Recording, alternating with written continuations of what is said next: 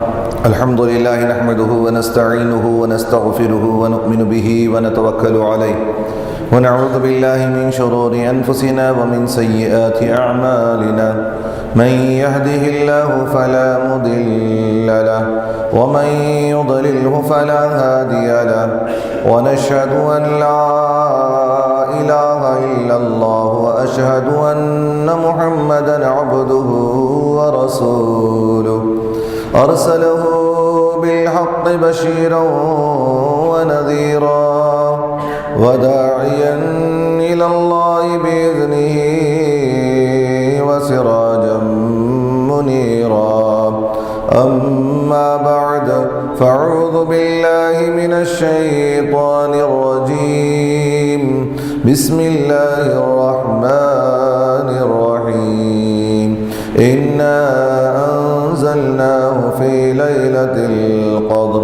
وما أدراك ما ليلة القدر صدق الله العظيم وصدق رسوله النبي الأمين الكريم ونحن على ذلك لمن الشاهدين والشاكرين والحمد لله رب العالمين.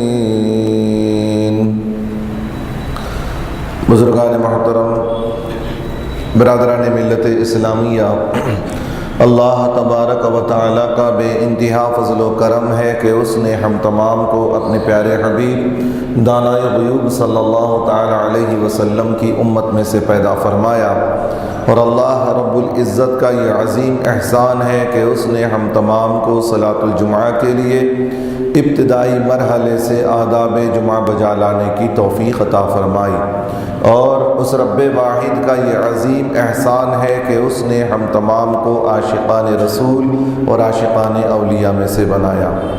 آئیے اس سے قبل کہ میں تلاوت کردہ آیت کریمہ پر کچھ لب کشائی کروں، ہم تمامی حضرات مل کر آقائے نامدار مدنی تاجدار گنبد خضرا میں آرام فرمانے والے آقا روحی فدا جناب محمد الرسول اللہ صلی اللہ تعالی علیہ وسلم کی بارگاہ بے کس پناہ میں درود شریف کی ڈالیاں نچھاور کریں۔ پڑھیے اللہم صلی علی سیدنا شفیعنا حبیبنا و نبینا و مولانا محمد النبی الامی وعلی ابویہ وعلی آلہ و اصحابہ وبارک وسلم صلو علیہ صلاۃ و سلام علیک یا رسول اللہ صلی اللہ تعالی علیہ وسلم۔ بزرگان محترم، اللہ کا کروڑ کروڑ احسان ہے، اس کی عنایتیں ہیں۔ الحمدللہ ہم آج اس موڑ پر آ چکے ہیں کہ عنقریب ایسے لمحات ہم پر سایہ فگن ہونے والے ہیں کہ جسے لیلۃ القدر کے نام سے یاد کیا جاتا ہے۔ ایسی رات کے ہم قریب ہوتے جا رہے ہیں جس رات کو نبی کریم صلی اللہ علیہ وسلم نے سال بھر تلاش کرنے کے لیے حکم فرمایا۔ ان مقدس ساعتوں کو بڑے ہی ادب کے ساتھ، بڑے ہی تکریم کے ساتھ اس کا استقبال کیا جائے، اور بالخصوص آج ایسی جمعہ ہے جس سے لگ بھگ ہر مسلمان کو ایک غم سا ہوگا، اور اس جمعے کا بھی نام ہے جمعۃ الوداع ہے، وداع کرنا ہے۔ جمعۃ الوداع رمضان المبارک کا یہ آخری جمعہ ہے۔ پتہ نہیں کہ زندگی میں پھر ایسی جمعہ ہمیں نصیب ہوگی کہ نہیں ہوگی۔ اتنی بڑی لازوال دولت سے ہم آگے بڑھ رہے ہیں کہ پھر یہ لازوال دولت اتنی بڑی اہمیت کی حامل رات اور دن پھر ہمیں زندگی میں میسر ہوں گے کہ نہیں ہوں گے۔ آج ایک طرح کا غم بھی ہے، ایک طرح کی خوشی بھی ہے، اور ضروری ہے کہ غم بھی ہو خوشی بھی ہو، زیادہ بہتر ہوتا ہے۔ غم زیادہ ہو خوشی کم ہو۔ نبی کریم صلی اللہ تعالی علیہ وسلم ارشاد فرماتے ہیں، جو رمضان المبارک کی آمد کی خوشی کرتا ہے، وہ جانے کا غم کرتا ہے، مولا تعالی قیامت کے دن اس کی بخشش فرما دیتا ہے۔ اب یوں سمجھیے کہ بالکل مختصر ایام ہمارے پاس، گنتی کے چند دن باقی ہمارے پاس ہیں۔ اب اسی کے اندر ہم کو رب کو راضی کرنا ہے، رمضان کو راضی کرنا ہے، قرآن کو راضی کرنا ہے کہ راضی ہو جائیں تو انشاءاللہ تبارک و تعالی ہمارے بیڑے پار ہو سکتے ہیں۔ اگر زندگی سلامت رہی، پھر اگلے سال انشاءاللہ تبارک و تعالی یہ مقدس ایام آئیں گے تو ہم لوگ خوش نصیب ہوں گے۔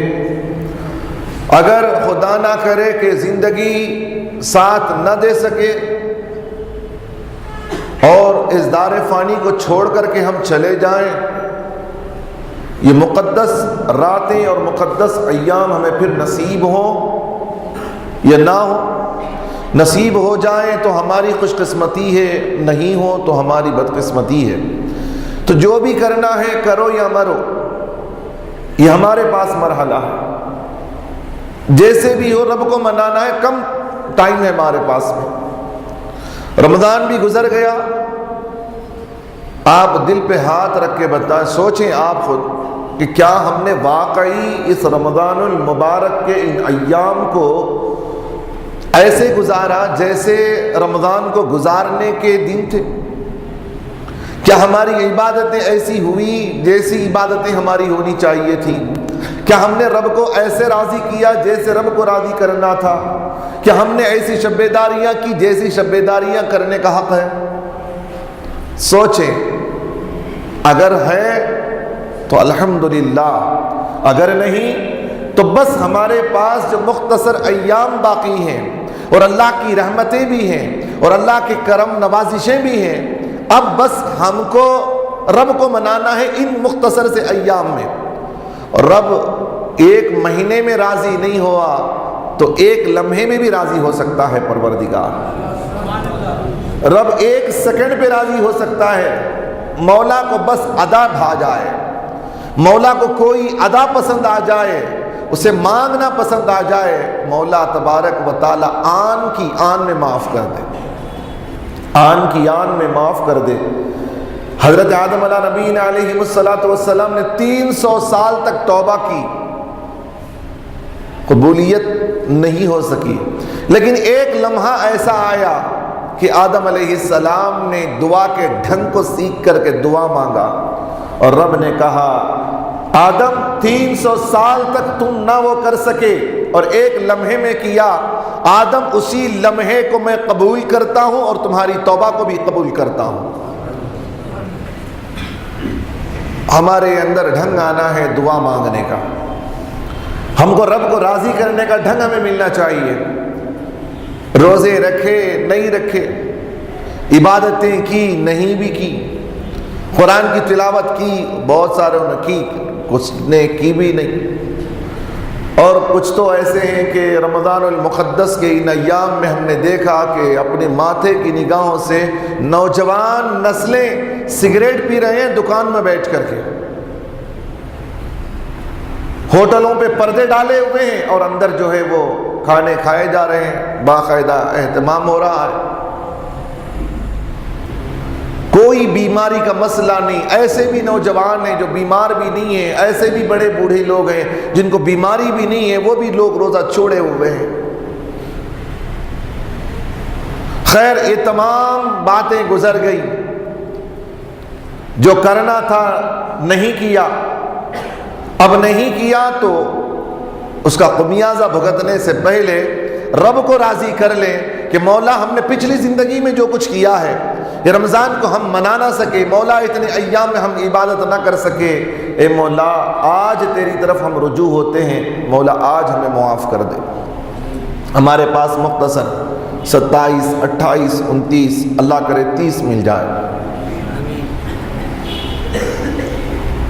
اب مولا اس سے راضی ہو جائے تو ہماری خوش قسمتی ہے۔ جو بچے ایام ہمارے پاس میں ہیں اور وہ بھی ہم کو پوری طاقت لگانی ہے رب کو منانے کے لیے۔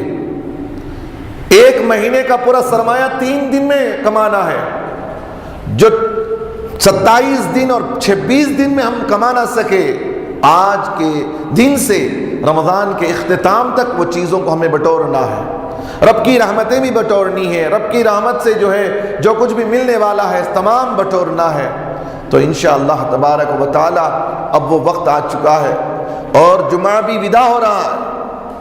نبی کریم صلی اللہ علیہ وسلم نے ارشاد فرمایا، رمضان المبارک کے ایام ایسے ہوتے ہیں کہ رمضان المبارک کے وقت میں جو افطاری کے وقت بندہ بیٹھا رہتا ہے، دعا مانگتا ہے، اللہ کے رسول صلی اللہ علیہ وسلم ارشاد فرماتے ہیں اللہ تعالیٰ 1 لاکھ ایسے لوگوں کی مغفرت فرماتا ہے جن پر جہنم واجب ہو چکی تھی۔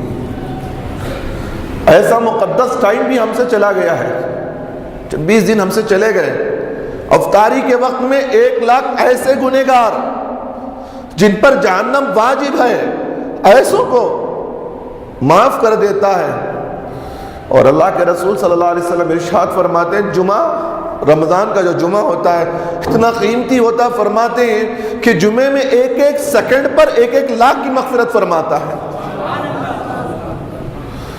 جمعہ کے دن ہر سیکنڈ پہ 1 لاکھ کی مغفرت فرماتا ہے۔ اور یہ ایام ہمارے گزر چکے ہیں، 3 جمعہ ہمارے گزر چکے، اب 1 جمعہ ہمارے پاس ہے، وہ بھی اس کا آدھا حصہ گزر گیا ہے۔ بس ہمارے پاس مغرب تک کا ٹائم ہے جمعہ کا، جس میں 1 سیکنڈ پر ہماری مغفرت ہونے والی۔ ایسا تو جمعہ زندگی میں ملے یا نہ ملے، اگر مل جائے تو ہم خوش قسمت ہیں، پھر اگر نہ ملے تو ہم بد نصیب ہیں۔ رونے کے سوا ہمارے پاس کچھ نہیں ہے کہ مولا سے تو یہ عرض کریں گے مولا ہمیں بار بار اور زندگی دے جس میں رمضان المبارک بھی آئے اور ایسے جمعہ بھی ہمیں نصیب ہو۔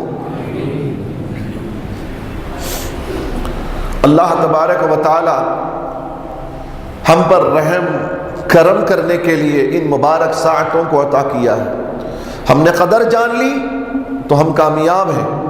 اللہ تبارک و تعالیٰ نے جملوں کے ساتھ، الفاظ کے ساتھ فرمایا لوگوں تم کو قدر نہیں ہوگی، ہم بتاتے ہیں کہ کون سے ایام قدر والے ہیں، رب کے نزدیک قدر والے ہیں، تو ہمارے لیے کتنے مقدر ہوں گے، وہ ہمارے لیے کتنے وہ با مقدر ہوں گے ایام۔ اللہ تعالیٰ ارشاد فرماتا انا انزلناہ فی لیلۃ القدر، ہم نے اس کو نازل کیا قدر والی رات میں۔ کس کو نازل کیا؟ قدر والی کتاب کو، قدر والے نبی کے طفیل، قدر والی امت پہ نازل کیا۔ امت کے لیے قدر والا، قدر والی کتاب، قدر والا نبی، قدر والی امت، ان کے لیے اللہ نے عطا فرمایا، نازل فرمایا، وہ بھی کب؟ قدر والی رات میں۔ اگر اب بھی کوئی قدر نہ کرے تو اس قادر مطلق کی عطا کردہ نعمت کو ٹھکرانا ہوا، اس قادر مطلق کی عطا کردہ نعمتوں کو ٹھکرانا ہوا۔ مولا خود کہتا ہے کہ ایک ایسی رات دینے والا ہوں، ایسی رات تمہیں دینے والا ہوں، ارے سب کی مغفرت کرنے رب تیار ہے، رب سب کی مغفرت کرنے تیار ہے۔ آنے والی رات نبی کریم صلی اللہ علیہ وسلم نے ارشاد فرمایا کہ رمضان المبارک میں 1 رات ایسی آتی ہے جسے قدر والی رات کہتے ہیں۔ اس رات اللہ تبارک و تعالی امت محمدیہ کی مغفرت فرماتا، سب کی مغفرت، لیکن چنندہ لوگوں کی مغفرت اس رات نہیں ہوتی ہے۔ اب وہ رات نبی کریم صلی اللہ علیہ وسلم فرماتے ہیں آخری عشرے کی 5 راتوں میں تلاش کر لو، آخری عشرے کی 5 راتوں میں تلاش کر لو۔ 5 راتیں زندگی کے بڑے ہی قیمتی راتیں ہیں۔ 5 رات، 21ویں رات، 23ویں رات، 25ویں رات، 27ویں رات، 29ویں رات، ان راتوں میں تلاش کرنے کا حکم دیا گیا۔ اب احساس کرو، ذرا سوچو، احتساب کرو اپنا کہ ہم نے ان راتوں میں کہاں کہاں تک اللہ کو منانے کی ہم نے کوشش کی ہے۔ ہم سے 21 بھی چلا گئی، 21ویں رات گزر گئی، 23 بھی گزر گئی، 25 بھی گزر گئی، اب صرف ہمارے ہاتھ 2 راتیں باقی ہیں، ایک 27 کی اور ایک 29ویں رات ہمارے پاس باقی ہے، 1-2 راتیں ہمارے پاس میں ہیں۔ اگر ان 2 راتوں میں اگر اللہ اس رات کو قدر والی رات بنا دے تو ہم خوش قسمت ہیں، ورنہ اگر وہ 21ویں ہو گئی ہو تو وہ بھی گئے ہاتھ سے، اگر وہ 23 ہو گئی ہو تو پھر بھی گئی ہاتھ سے، اگر وہ 25 ہو تو بھی گئی ہاتھ سے۔ ہمارے پاس 2 راتیں، اللہ کو معلوم ہے کہ وہ کون سی راتیں ہیں، اللہ کو معلوم ہے وہ کون سی راتیں ہیں۔ نبی اکرم صلی اللہ علیہ وسلم ارشاد فرماتے ہیں، میرے صحابہ سنو، جب قدر والی رات آتی ہے تو اللہ تبارک و تعالی سمندر کے پانی کو میٹھا کر دیتا ہے، سمندر کے پانی کو میٹھا کر دیتا ہے۔ اور ایک بزرگ رحمۃ اللہ علیہ فرماتے ہیں اپنے غلام سے جو کشتی بان ہوتا ہے، کشتی چلانے والا ملاح، اس سے فرماتے ہیں کہ اگر وہ خود اپنے آقا سے کہتا ہے کہ آقا میں دیکھتا ہوں کہ سال بھر تو میں کشتی چلاتا رہتا ہوں، لیکن کبھی کبھی سال میں ایک رات ایسی آتی ہے میں پانی پی کے دیکھتا ہوں سمندر کا پانی میٹھا ہو جاتا ہے۔ تو آقا نے کہا، اس اللہ کے ولی نے کہا، میرے ملاح اگر جس رات تمہیں یہ پتا چل جائے کہ اس رات سمندر کا پانی میٹھا ہے تو مجھے بتا دینا، میں اللہ کے حضور گر گڑاؤں اور مغفرت پالوں اللہ سے۔ علامات تو بتائے ہیں، سورج بڑی تیزی کے ساتھ نہیں آئے گا، اس کی کرنوں میں تمازت نہیں ہوگی، صبح کو جو سورج طلوع ہوگا اس میں شعاعیں تیز نہیں ہوں گی، نہ زیادہ دھوپ ہوگا نہ زیادہ چھاؤں ہوگا اس رات، اس دن جو شب قدر کی رات آنے والی ہوگی۔ تو بہرحال بہت ساری علامتیں ہیں، اب ان علامتوں کو تو ہم دیکھنے سے رہے کہ یہ علامتوں کو تلاش کیسے کریں۔ کس کو خیال ہے کہ وہ رات ایسی ہوگی، وہ رات ایسی ہوگی، وہ رات ایسی ہوگی، بس زندگی کے دن گزرتے جا رہے ہیں۔ اب یہ آنے والی جو رات ہے، اب جو آئے گی رات، مغرب کے بعد والی جو رات ہوگی وہ 27ویں رات ہوگی، 27ویں رات ہوگی، اور اس کو قدر والی رات سے زیادہ مناسبت ہے۔ بزرگان دین نے فرمایا اکثر و بیشتر شب قدر 27 کی رات پائی گئی ہے، 27 والی رات پائی گئی ہے۔ اس رات کو ہمیں تلاش کرنا ہے، اس رات کو اللہ کو منانا ہے اور اللہ سے مغفرت لینا ہے۔ اللہ دینے تیار، بندہ لینے تیار ہے نہیں انشاءاللہ۔ اب کون کون جاگے گا اس میں، کون جاگے گا؟ آج کل کی نسلوں کو، اور آج کل کے اتنے بیزی ہیں، پڑھے لکھے لوگ اتنے زیادہ بیزی ہیں کہ انہیں تو صبح کی ڈیوٹی کا خیال ہوتا ہے کہ رات جائے بھاڑ میں، ہم کو کل کی ڈیوٹی اٹینڈ کرنا ہے، کل آفس میں مجھے جاب ہے، مجھے اتنے اپوائنٹ لے لیا، میں اتنے لوگوں کے ساتھ میں انگیج ہوں، کل کیسے ہوگا؟ تھوڑی دیر جگہ چلے گئے، پھر ہم تو جگنے میں شامل ہو جائیں گے نا۔ پھر لوگ یہ خیال کرتے ہیں کہ میں تھوڑی رات کے ایک حصے کو اگر میں جاگ لوں اور پھر جا کے سو جاؤں تو میری جاگنے کی راتوں میں میرا بھی شمار ہو جائے گا۔ نہیں، ایسا نہیں ہے۔ اللہ کے رسول صلی اللہ علیہ وسلم ارشاد فرماتے ہیں کہ طاق راتوں میں شب بیداری کرو، اور اللہ کی خاص رحمتیں اور مغفرتیں رات کے تیسرے پہر میں ہوتی ہے۔ رات کو 3 حصوں میں ڈیوائیڈ کیا گیا ہے، پہلا، دوسرا، تیسرا حصہ، مغرب سے لے کر صبح صادق تک یہ پوری رات ہے، یہ پوری رات ہے۔ اس کے 3 حصے کرو، اگر اس کے 9 گھنٹے ہیں تو 3 پہلے کے 2 گھنٹے نہیں، 6 گھنٹے نہیں، بعد 6 گھنٹے کے بعد جو 7ویں گھنٹے سے 9ویں گھنٹے تک کا جو ٹائم ہے وہی تیسرا پہر ہوتا ہے رات کا، اور اسی وقت خدا کی خاص رحمتیں نازل ہوتی ہیں۔ اور اللہ کے رسول صلی اللہ علیہ وسلم ارشاد فرماتے ہیں اللہ تیسرے پہر پر نزول جلال فرماتا ہے، اسی وقت سے بندے سے طلب ہوتی ہے، مانگ بندے کیا مانگتا ہے۔ ویسے تو رات کے 12 تو آج کل تو کوئی جاگنا نہیں ہے نا، مسلمانوں کے علاقوں میں تو ویسے 12-1 بجے تو جاگتے معمول ہے وہ، ویسے لوگ جاگ جاتے ہیں 12-1 بجے تک، جاگ لیا بہت ہو گیا. ہم آفیشل ہیں، آفیشلوں کو نہیں جاگنا ہے. کچھ ایسے غریب طبقے کے ہیں، انہیں تو پوری رات جو ہے وہ تاخراتیں ہی ہوتی ہیں ان لوگوں کے لیے. کچھ نوجوان ہوتے ہیں، ان کے لیے تو پوری تاخراتیں، ہر زندگی کے پورے رات جو ہے وہ تاخراتیں ان کے لیے تو پوری رات شب بیداریوں کی راتیں ہوتی ہیں. ان کی راتیں پیسہ ہے، عیاشی ہے، رات بھر عیاشی کرتے ہیں، صبح میں سو جاتے ہیں. اکثر ایسے آج کل کے نوجوان ہیں، رات بھر جاگنا ہوتا ہے، دن میں سونا ہوتا ہے. ایسا نہیں ہونا چاہیے. بدلائیے اپنی زندگی میں، انقلاب لائیے.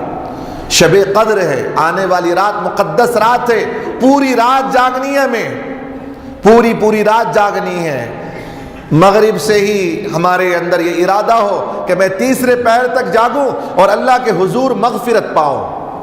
اور رات اللہ دینے کو تیار بیٹھا ہے. سوچو ذرا، زندگی کے آخری اگر رات ہو جائے، اگر زندگی کا ہمارے لیے شب قدر آخری ہو جائے تو ہم کیا کریں؟ کرو یا مرو، بس اتنا ہی ہے ٹائم ہمارے پاس میں. ایک بزرگ رحمۃ اللہ تعالیٰ علیہ فرماتے ہیں کہ جب میں نماز پڑھنے کے لیے کھڑا ہوتا ہوں تو میں یہ سوچتا ہوں کہ میری زندگی کی یہ آخری نماز ہے. اور جو بندہ اپنی زندگی کے آخری جسے نماز کو طے کر لے کہ میری زندگی کی آخری نماز ہے، تو اسے کیسے خشوع اور خضوع کے ساتھ پڑھے گا، کیسے خشوع اور خضوع کے ساتھ پڑھے گا. وہ فرماتے ہیں کہ جب میں نماز کے لیے قیام کرتا ہوں تو سامنے سمجھتا ہوں کہ میں خدا وحدہ لا شریک کے سامنے کھڑا ہوں. پیچھے میرے شیطان ہے، سیدھی جانب جہنم ہے، بائیں جانب جنت میں. اور کہتے ہیں کہ میں پل صراط پہ، ایسے لگتا ہے کہ میں پل صراط پہ کھڑا ہوا ہوں، ذرا سا ڈگمگاؤں تو گر سکتا ہوں. اب ان کی نماز کا حال کیا ہوگا؟ اگر وہ شخص اپنی زندگی کی آخری نماز، جو بھی نماز پڑھتا ہے، اس زندگی کی آخری نماز طے کر لے تو اس کے لیے کیا حال ہوگا؟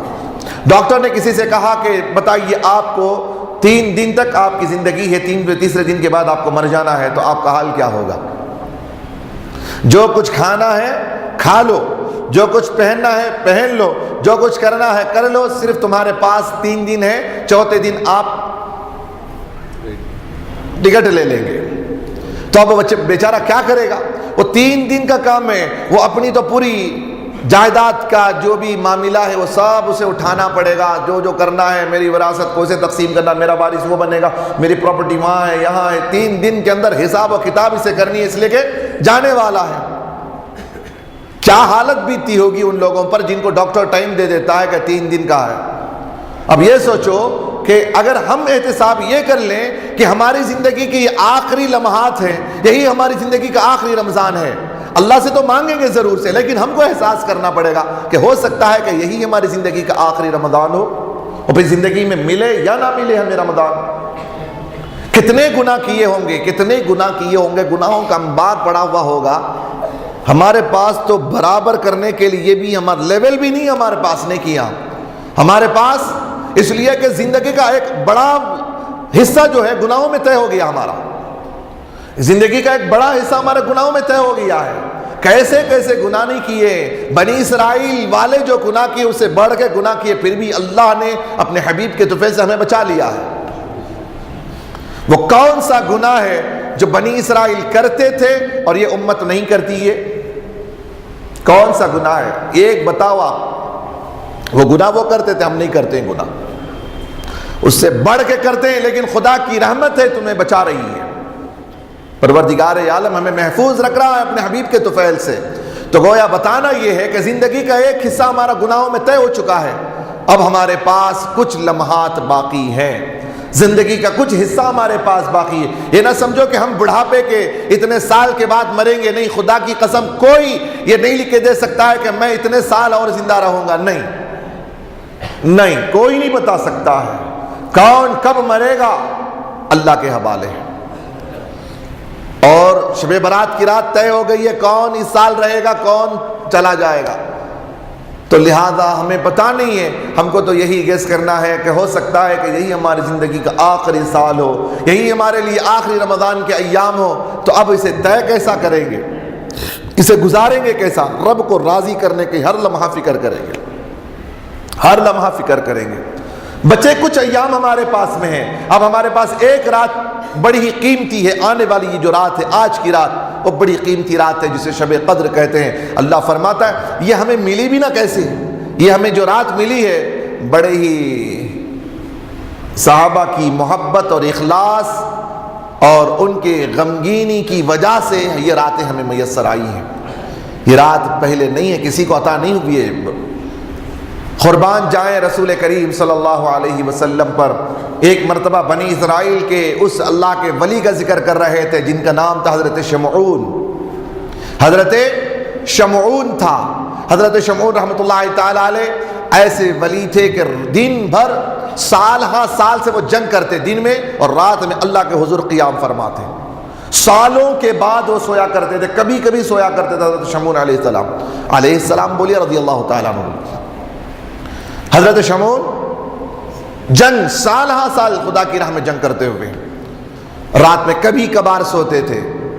تو یہود و نصارہ جو اس وقت کے منافقین تھے وہ تنگ آ چکے تھے حضرت شمعون علیہ السلام سے، اس لیے کہ بڑے ہی زبردست طاقتور تھے، بڑے ہی طاقتور تھے. اللہ تبارک و تعالیٰ نے انہیں بڑی قوت عطا کی تھی. کسی سے زیر نہیں ہوتے تھے. یہ لاکھ کوششیں حربے استعمال کرتے لیکن حضرت شمعون علیہ السلام ہار نہیں مانتے تھے. جب بھی جاتے فتح پاتے تھے. انہوں نے ارادہ کیا کہ حضرت شمعون علیہ السلام کیسے ان کو کیپچر کیا جائے، ان کو کیسے پھنسایا جائے، ان کو کیسے زخمی کیا جائے. اب ایک ہی حربہ تھا کہ ان کی اہلیہ سے، ان کی وائف سے، ان کی بیوی سے رابطہ قائم کیا. کہا کہ مال و زر کا انبار تمہاری قدموں میں ڈال دیں گے، تمہیں ملکہ بنا دیں گے. ایسا کرو کہ ان کا راز کیا ہے وہ راز فاش کر لو. کیا چیز ہے جو ہم انہیں مات نہیں دے سکتے ہیں، پتہ تو لگا لو. وہ ایک ہی رازدان ہوتی ہے عورت، جو جس کی بیوی ہوتی ہے وہ رازدان. اس کے زندگی کے اہم زندگی کے پوائنٹس جو ہیں ان کے پاس رہتے ہیں.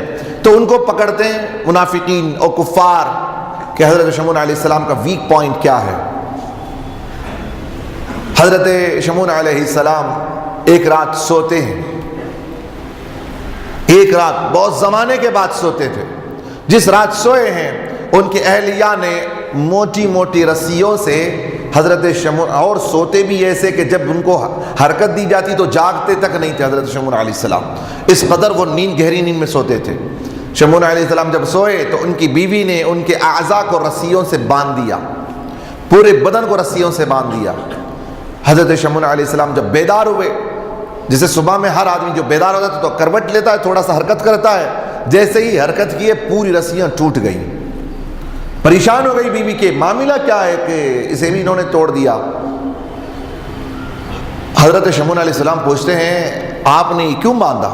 کہا کہ میں تو آزما رہی تھی کہ اللہ نے آپ کو کتنی قوت عطا کی ہے، آپ کو کتنی قوت عطا کی ہے، میں آزما رہی تھی. حضرت شمعون علیہ السلام دفاع کرتے ہیں بات کو.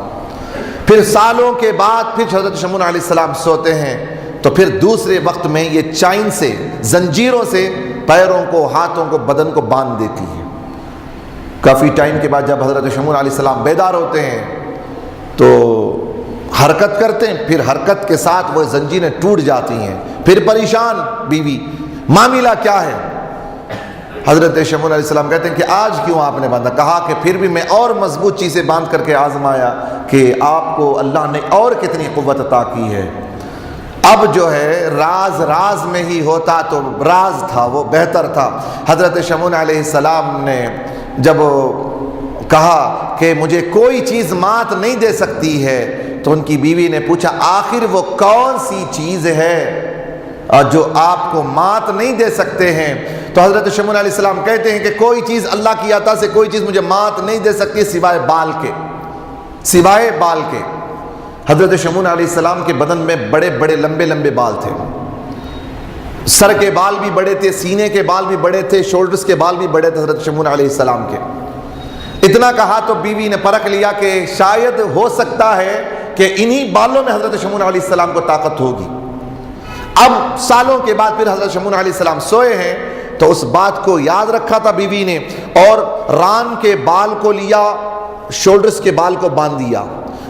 پیٹھ کے بال کو لیا سر کے بالوں سے باندھ دیا، سینے کے بال کو لیا سر کے بالوں سے باندھ دیا، گویا کہ ایک بال دوسرے بالوں سے لے کر کے زلفوں کو لے کر کے اس نے پورے طریقے سے باندھ دیا، گھانٹی باندھ دی اس نے۔ جب حضرت شمعون علیہ السلام بیدار ہوئے تو حرکت کر رہے، کچھ نہیں کر پائے، کچھ نہیں کر پائے۔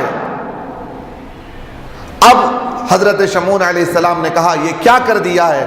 کہا کہ ہم تو یہی دیکھ رہے تھے کہ آپ کو وہ کون سی چیز ہے آپ کے پاس جس سے آپ کو طاقت اتنی بڑھ کر کے ہے، اللہ نے وہ کون سی چیز عطا کی۔ اب پتہ چل گیا ہے آپ کو تمام بدن کو جو ہے، آپ کے تمام بدن کو بالوں سے باندھ دیا گیا ہے۔ حضرت شمعون علیہ السلام لاکھ کوشش کرتے ہیں، بیوی نے کہا آپ کی اب کوئی کوششیں جو ہیں وہ کام نہیں آئیں گی۔ پھر اتنے میں اس نے بھیجا آدمی کو، کفار اور منافقین کو بلانے کے لیے۔ وہ لوگ آئے، حضرت شمعون علیہ السلام کو پکڑ کے لے جاتے ہیں اور ایک بڑے بڑے 2 ستونوں میں باندھ دیتے ہیں حضرت شمعون علیہ السلام کو۔ وہ کفار ناہنجار، وہ عادت بداتوار، وہ کفار بداتوار حضرت شمعون علیہ السلام کے کان کو کاٹ دیتے ہیں، حضرت شمعون علیہ السلام کے ناک کو کاٹ دیتے ہیں، سلاخوں کو لے کر کے آنکھ نکال دیتے ہیں حضرت شمعون علیہ السلام کے، حضرت شمعون علیہ السلام کی زبان کو کاٹ دیتے ہیں۔ حضرت شمعون علیہ السلام تڑپتے رہ جاتے ہیں، اس لیے کہ پورے بدن کا جو بال تھا سب کاٹ دیا گیا تھا حضرت شمعون علیہ السلام کو، اس لیے کہ اللہ تعالیٰ نے ان کے بالوں میں قوت عطا کی تھی۔ وہ اپنی پوری حیات میں کبھی بال نہیں کاٹے تھے حضرت شمعون علیہ السلام، اللہ نے ان کو اسی میں قوت عطا کی تھی۔ پھر اللہ تبارک و تعالیٰ کو غضب آیا، اللہ تبارک و تعالیٰ کو جوش آیا کہ اس کے نبی پر یہ ظلم و ستم ٹھایا جا رہا ہے۔ اللہ تبارک و تعالیٰ نے تمام اس جگہ کے رہنے والے تمام کفار کو ایک ہی آن کی آن میں زمین پلٹا کر اللہ نے تمام کو نیست و نابود کر دیا۔ ان کی بیوی بچ کے بھاگ رہی تھی، اللہ تبارک و تعالیٰ نے ایک چٹان ڈال کر کے ان کی بیوی کو بھی ہلا کو برباد کر دیا۔ اسی لیے کہتے ہیں کہ ایک تو راز ایسا رکھو جو بیوی کو نہ بتاؤ، ہر راز بیوی کو بھی نہ بتاؤ، کتنے بھی لاڑ سے پیار سے رہیں، ایک تو راز راز میں رکھو۔ ہر گر استاد شاگرد کو نہیں بتاتا، 1000 گر میں 999 گر بتا دیتا ہے، ایک گر باقی رکھتا ہے، اس لیے رکھتا ہے کہ کہیں ایسا نہ ہو کہ یہ 1000ویں گر سے کہیں مجھ پر حملہ نہ کر دے، اسی لیے وہ ایک گر کو رکھتا ہے کہ اسی گر سے اس شاگرد کو مات دے دے۔ اسی وجہ سے ہر راز بیوی کو نہیں بتایا جا سکتا ہے، کتنے لاڑ و پیار، کتنی بھی جو ہے وہ رفیق حیات ہو، ایک راز کو رکھنا ہی اپنے پاس میں، ٹھیک ہے، سمجھ رہے ہیں آپ۔ پھر جب حضرت نبی کریم صلی اللہ علیہ وسلم نے جب صحابہ کو یہ واقعہ حضرت شمعون علیہ السلام کا سنایا تو صحابہ بھی آپ دیدہ ہو گئے، عرض کرنے لگے یا رسول اللہ صلی اللہ علیہ وسلم، یہ تو پچھلے انبیاء علیہ السلام کی امتوں کو سال ہا سال، کسی کو 700 سال، کسی کو 500 سال، کسی کو 900 سال، ان کی تو حیات اتنی لمبی تھی، اور وہ بھی ایسے کہ دن بھر وہ اللہ کی راہ میں جہاد کرتے اور راتوں میں عبادتیں کرتے۔ یا رسول اللہ ہماری عمریں تو بہت مختصر ہیں، یا رسول اللہ ہم تو اسی قدر عبادت نہیں کر پائیں گے، ہم سے تو سبقت وہ لوگ لے جائیں گے، انبیاء بنی اسرائیل کی امتیں ہم سے زیادہ سبقت نیکیوں میں لے جائیں گے، یا رسول اللہ ہم پر کرم کا فیصلہ کیجیے، یا رسول اللہ ہم پر کرم کیجیے کہ کیا ہوگا ہمارے ساتھ میں، اس لیے کہ ہماری عمریں بہت مختصر ہیں۔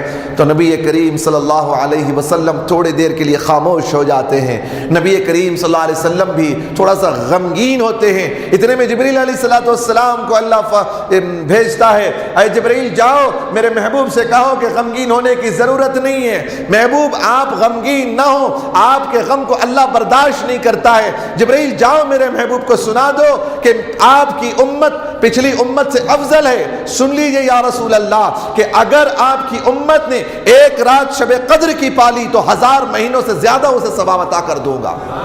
اگر وہ ایک رات جاگ لے تو شمعون بنی اسرائیل کے کسی امتی کو اتنی نیکیاں نہیں ملیں گی جتنی کہ آپ کی امت اگر ایک رات جاگ لے گی، اسے اتنی عبادتیں اور اتنی ریاضتیں اور اتنی نیکیاں اس امت کو عطا کر دوں گا۔ تو یہ کس کی عطا ہے؟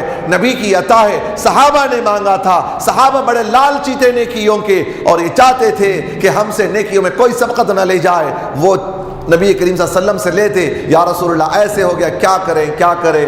تو رسول کریم صلی اللہ علیہ وسلم کے طفیل سے اللہ نے کہا کہ اگر آپ کی امت ایک رات بھی اگر عبادت کر کے مجھے راضی کر لے تو اللہ فرماتا ہے کہ یہ رات 1000 مہینوں سے زیادہ افضل والی رات ہے۔ زندگی میں کسی کے 5 مرتبہ اگر زندگی میں مل گئے ہوں 1000 مہینوں سے، تو کتنے ہو گئے؟ 5000 مہینوں سے افضل۔ سبحان اللہ. وہ رات اگر نصیب ہو جائے, اللہ سے دعا کریں کہ آنے والی تاخراتوں میں ہمیں شب بیداریاں کرنے کی اللہ توفیق عطا فرمائے. اب سب کے خیالات میں ایک ہی رات ہے, وہ ہے 27ویں رات. 27ویں رات الحمدللہ. اور 27ویں رات جو اکثر اہل سنت والجماعت کے یہاں پر 27ویں شب جو منائی جاتی ہے, وہ اس وجہ سے بھی کہ اکثر و بیشتر علماء فرماتے ہیں اور محدثین بھی فرماتے ہیں کہ جو 27ویں رات کو اہمیت اس لیے حاصل ہے کہ اکثر و بیشتر اسی رات کو شب قدر پائی گئی تھی. اکثر 21 کو بھی پائی گئی ہے, 21 کو بھی پائی گئی ہے, اور 23 کو بھی پائی گئی ہے, 25 کو بھی. اگر ایسا نہیں ہوتا تو پھر 21 سے لے کر 29 کا ذکر نہیں ہوتا. کسی ایک رات کو منتخب کر دیا جاتا کہ اسی ایک رات میں اللہ تبارک و تعالی ہم سے محبت کرتا ہے, جس کی بنیاد پر اللہ چاہتا ہے کہ میرا بندہ ہر رات میری بارگاہ میں آئے, ہر رات آئے میرے حضور, میری بارگاہ میں آ کر کے شب بیداری کرے, وہ مجھے گڑ گڑائے, مجھے منائے, میں اس کے منانے کو دیکھوں, اس کے گریہ وزاری کو دیکھوں, پھر اس کی مغفرت کر دوں, پھر اس کی مغفرت کر دوں. اللہ دیکھتا ہے کہ پہلی رات نہیں ہو سکا تو دوسری رات معاف کر دیں, اگر دوسری رات نہیں ہوا تو تیسری رات تو معاف کر دیں, تیسری رات نہیں ہوئی تو چوتھی رات معاف کر دیں, چوتھی رات نہیں تو 5ویں رات تو ہم معاف کر ہی دیں گے. تو اب کتنے لوگ کتنی راتیں جاگے ہیں, کتنے لوگ جو ہیں تاخ راتوں میں مارکیٹنگ کیے ہیں, تاخ راتوں میں عیاشیاں کیے ہیں, تاخ راتوں میں بستروں پہ لیٹے ہوئے تھے. احساس کرو غیرت ایمانی کہاں گئی. ہم اتنے زیادہ نیک ہو گئے کہ اللہ کے حضور کو, اللہ اس کو منانے سے بھی رہ گئے ہماری راتیں. ہم ایسے گئے گزرے کہ ہم اتنے سمجھ گئے اپنے آپ کو کہ ہم کو تو جنت ملنی ہی ہے, ہم کو سرٹیفکیٹ مل گئی اللہ کی طرف سے. صحابہ کو نبی کریم صلی اللہ علیہ وسلم فرماتے ہیں, میرے صحابہ تم اس قدر ہنستے ہو, کیا تمہیں گارنٹی مل گئی ہے جنت کی؟ صحابہ کو نبی کریم صلی اللہ تعالیٰ علیہ وسلم وارننگ دیتے ہیں, نہ اتنا زیادہ ہنسنا نہیں, آپ کو تو پہلے اللہ سے معافی مانگنا ہے. اور ہم سارا دن نمازیں بھی غائب ہو رہی, نمازیں چھوٹ رہی ہیں, اس کے باوجود بھی وہ طاق رات جیسی مقدس راتوں میں بھی ہم شب بیداری نہیں کریں گے. شب بیداری وہ لوگ کریں جو گنہگار ہیں, وہ لوگ شب بیداری کریں جو گنہگار ہیں. ہم تو پوتر ہیں, ہم تو دودھ کے دھلے ہوئے ہیں ہم لوگ. ہم کو کیا غرض ان راتوں سے؟ یاد رکھو مولا عطا کرنے آ رہا ہے, مولا کی طرف سے دعوت ہے تمہیں, دعوت مغفرت کی دعوت, اور اس دعوت کو تم ٹھکراؤ گے تو کیا پروردگار کو جلال نہیں آئے گا؟ اگر کوئی دینے پہ آئے اور فقیر کو ہم جب دیتے ہیں, کوئی فقیر ہمیں ٹھکرا دے تو ہم کیا کہیں گے؟ بڑا پیٹ بھرا آدمی ہے, بڑا پیٹ بھرا ہے, اس نے ٹھکرا دیا, آئندہ سے ہمارے دہلیز پہ نہیں آنا, تو نے مجھے ذلیل کیا ہے, میرے دینے کو تو نے ٹھکرا دیا ہے, میرے دہلیز پر مت آ. جب ہم لوگ ایک فقیر کو کہہ سکتے ہیں تو رب کریم مغفرت دینے کے لیے اللہ فرماتا ہے کہ میں آسمان سے نزول کرتا ہوں, جلالت کے ساتھ میں نزول کرتا ہوں, مغفرت دینے کے لیے میں اترتا ہوں. وہ رب ہو کر کے اترنے پہ راضی, وہ بندہ ہے کہ رب کی رحمت لینے کے بجائے ٹھکرا کر کے وہ چلا جائے.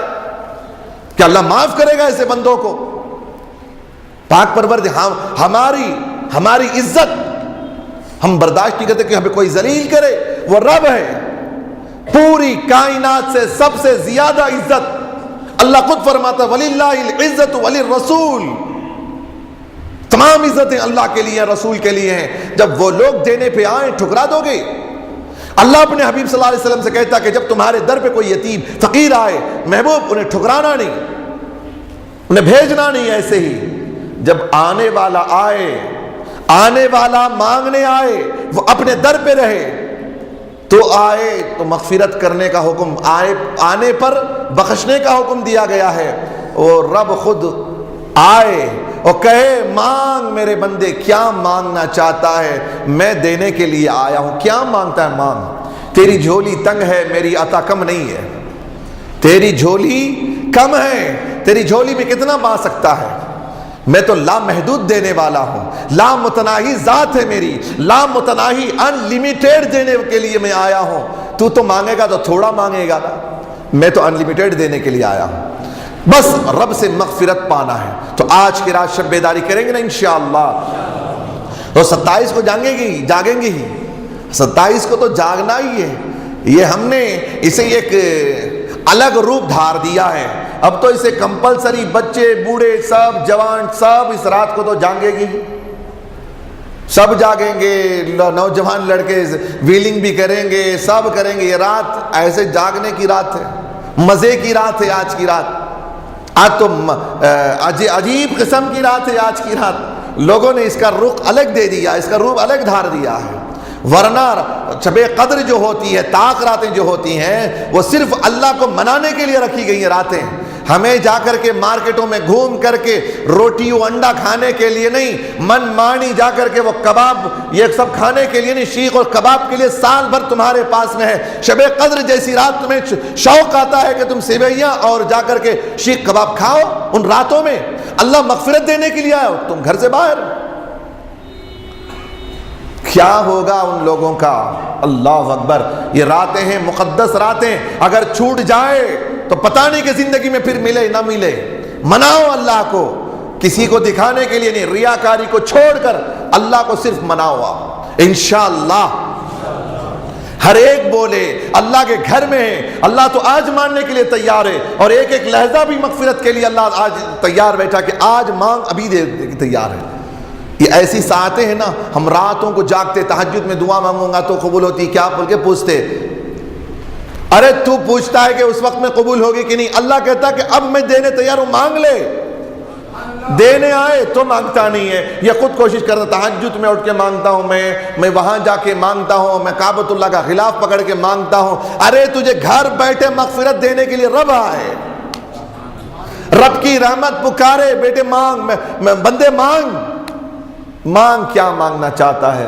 تو ایسی مقدس راتوں کو رائے گاہ جانے نہیں دیں گے انشاءاللہ. انشاءاللہ بولنے بھی ذرا تکلیف ہوتی ہے ہمارے لوگوں کو. انشاءاللہ آج کی رات اللہ کو منائیں گے, آج کی رات اللہ ہمیں معاف کرے گا, اللہ تعالیٰ آج ہماری مغفرت کرے گا, اللہ تبارک و تعالیٰ آج ہمیں ضرور بخشے گا, اپنے حبیب کے طفیل بخشے گا, ہماری مراد پوری کرے گا, ہماری ہر جائز تمنائیں پوری کرے گا. اللہ آج ہر بیمار کو شفا دے گا. اللہ سے جیسی امید رکھو اللہ ویسے کرے گا. اللہ تو بندے کے خیال کے ساتھ میں ہے, بندے کی امید کے ساتھ ہے. اب بندہ میرے ساتھ جیسی امید کرتا ہے ویسے. کوئی آدمی کہے یہ حضرت بہت سخی ہیں, یہ ہیں وہ ہیں, مالدار ہیں, بہت یہ ہے, بہت ان کا ہاتھ کھلا ہوا ہے, یہ دیتے ہیں, تو جب سنوں گا نا تو کیا خیال آئے گا؟ اگر کروڑ پتی بھی نہ ہو تو کوئی آدمی میری تعریف کرے اور مجھے اچھا کہے تو میں کیا سوچوں گا, میرا وہ ساتھی میرے بارے میں اچھا خیال کرتا ہے تو مجھے تو خیال کرنا ہے نا اس بندے کا, تو میں خیال کروں گا کہ نہیں کروں گا. ایک عام مجبور, ہم لوگ مجبور, ایک بندہ مجبور ہے. جب مجبور ہو کر کے کسی کا خیال کر سکتے ہیں تو وحدہ لا شریک, تو وہ مختار ہے, وہ ہر چیز پر قدرت رکھنے والا ہے. وہ پروردگار کے متعلق اگر تم اچھا سوچو گے, اچھا لوگوں سے کہو گے, تو پروردگار بھی کہے گا اے فرشتوں دیکھو میرے متعلق یہ کتنی اچھی باتیں سوچتا ہے, کیا فرشتوں میں اسے عطا نہ کروں, کیا فرشتوں میں عطا نہ کروں. اللہ تعالیٰ فرماتا سنو, فرشتوں کو گواہ بنا کے اللہ کہتا فرشتوں گواہ ہو جاؤ کہ میں نے ان بندوں کو بخش دیا ہے. اللہ بخش دے تو کافی ہے, لیکن پھر بھی کہتا ہے گواہ ہو جاؤ, فرشتوں کو گواہ بنا رہا ہے. خیر اس میں اور بہت لمبی گفتگو ہے, انشاءاللہ تعالی زندگی سلامت رہی تو آئندہ گفتگو ہوگی. اللہ سے دعا ہے مولا تبارک و تعالی ہم تمام کو شب قدر میں اس کی قدر کرنے کی توفیق عطا فرمائے, شب بیداری کرنے کی توفیق عطا فرمائے. انشاءاللہ ہماری مسجد جو ہے وہ 9:30 بجے اذان ہوگی, 10 بجے یہاں پر انشاءاللہ تبارک و تعالی عشاء کی نماز ہوگی, پھر تراویح کے بعد انشاءاللہ تبارک و تعالی خشیت الہ پر انشاءاللہ بیان ہوگا. اللہ کی خشیت پر, اللہ کو منانے کے متعلق جو ہے وہ بیان ہوگا. آپ حضرات سے گزارش ہے کہ ضرور شرکت فرمائیں. پھر